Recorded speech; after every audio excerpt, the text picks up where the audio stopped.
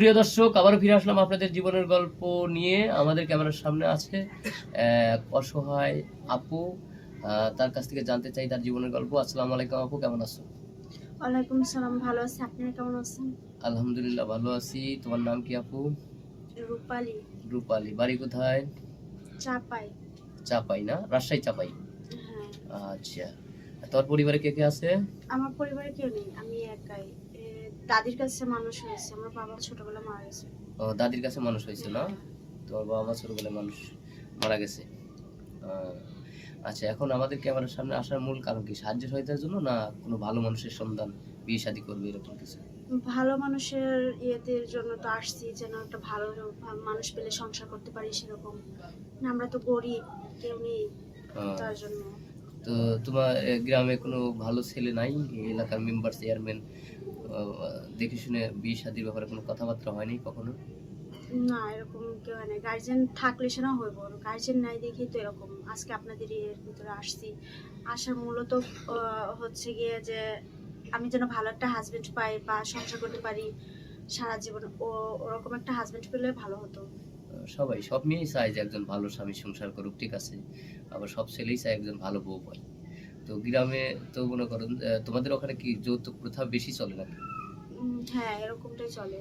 যৌতুক ছাড়া বিয়ে শাদী হয় না? না। দেখতে শুনতে খুব সুন্দর। তোমার মতো মেয়েকে যৌতুক ছাড়া যে কোনো ছেলে বিয়ে করবে, ঠিক আছে। আমি বিয়ে না করলে আমি প্রস্তাব দিতাম, কিন্তু যেহেতু আমার বউ আছে এখন তো সম্ভব না, এত সুন্দর একটা মেয়ে। তো যাই হোক, দর্শক বিন্দু আছে, দেখি কোনো ব্যক্তি তোমার জন্য মানে পাওয়া যায় কিনা।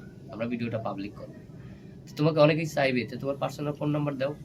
আমি ফোন ইউজ করি না, ফোন খাইতেই পারি না, ফোন কোথেকে কিনবো? তাই নাকি?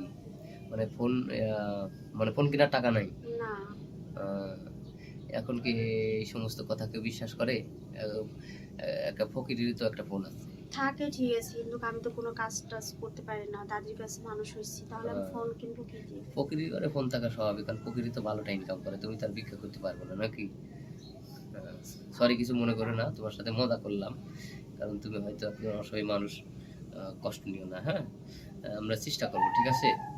তো যাই হোক, এখন মনে করো যে অনেকে দেশ বিদেশ প্রবাসী ভাইরে আছে, অনেকের দ্বারা বয়স বেশি হয়েছে, যে 35-40, এমন কোনো ব্যক্তি হয়তো মানুষ ভালো, যে তোমাকে চায় বা বিয়ে করতে চায়, তো তুমি কি রাজি আছো? হ্যাঁ, আমি রাজি আছি, কিন্তু ভালো হতে হবে। ভালো হতে হবে, হ্যাঁ। মনের দিক দিয়ে ভালো হতে হবে, কেয়ারফুল হতে হবে, হ্যাঁ। এই তো।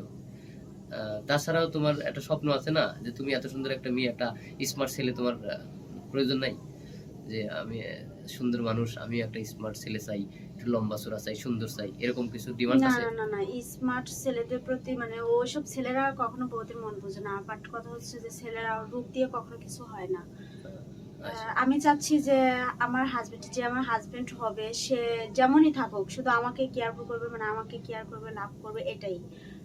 ভালোভাবে যেন আমি মৃত্যুর আগ পর্যন্ত সংসার করতে পারি। Thank you. আর স্মার্ট ছেলেরা তো ওরা তো মানুষকে ঠকায়, মানে মেয়েদের জীবন নিয়ে খেলা করে। তো আমি সেরকম চাই না। ধন্যবাদ। আমরা আর স্কিপ বাড়াবো না। সুপ্রিয় দর্শক, মেয়েটার জীবনের গল্প শুনলেন, সে একজন ভালো মনের মানুষ চায়। আমাদের স্ক্রিনে আমাদের নম্বর দেওয়া থাকবে। মেয়ের কোনো পার্সোনাল ফোন নাম্বার নাই, কেউ অযথা ভিডিও কল দিবেন না, সরাসরি কল করবেন। আর ভালো থাকবেন, সুস্থ থাকবেন, আল্লাহ হাফিজ।